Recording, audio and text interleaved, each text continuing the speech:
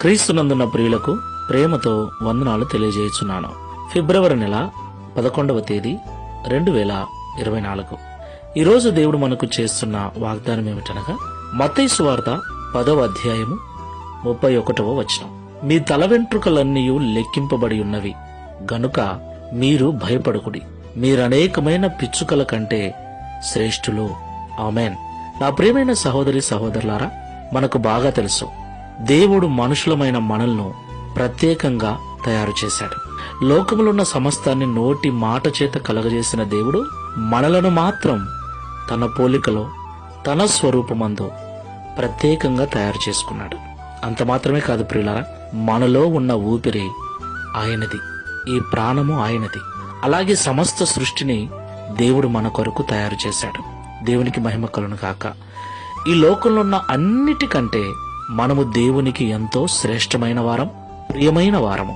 అందుకే నరకానికి వెళ్లటం ఇష్టం లేక మనల్ని పాపము నుండి విడిపించటానికి పరలోకాన్ని, దైవత్వాన్ని విడిచి భూలోకానికి వచ్చి మన కొరకు రక్తం కార్చి ప్రాణం పెట్టి పునరుద్ధానుడై పరలోకం వెళ్లి మన కొరకు స్థలం సిద్ధపరుస్తున్నాడు.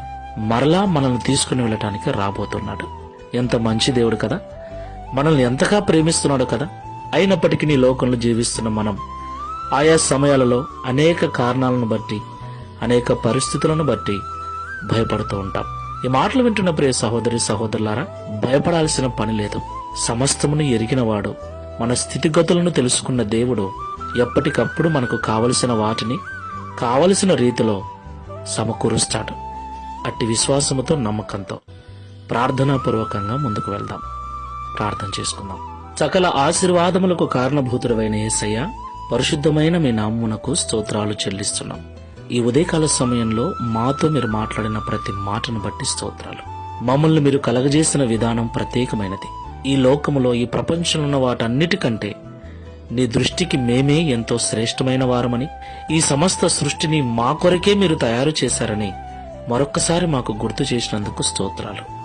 ప్రియ తండ్రి, మా కొరకు మీరు చేసిన మేలులు, మీరు చేసిన త్యాగము మరవలేనిది ప్రభువా.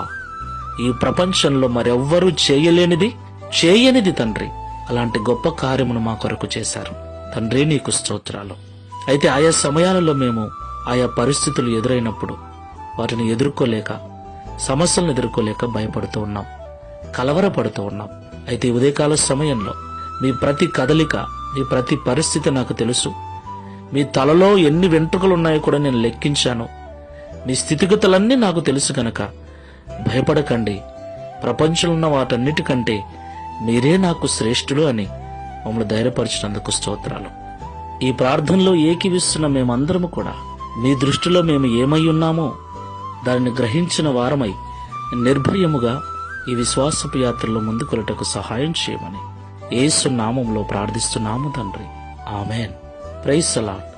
God bless you.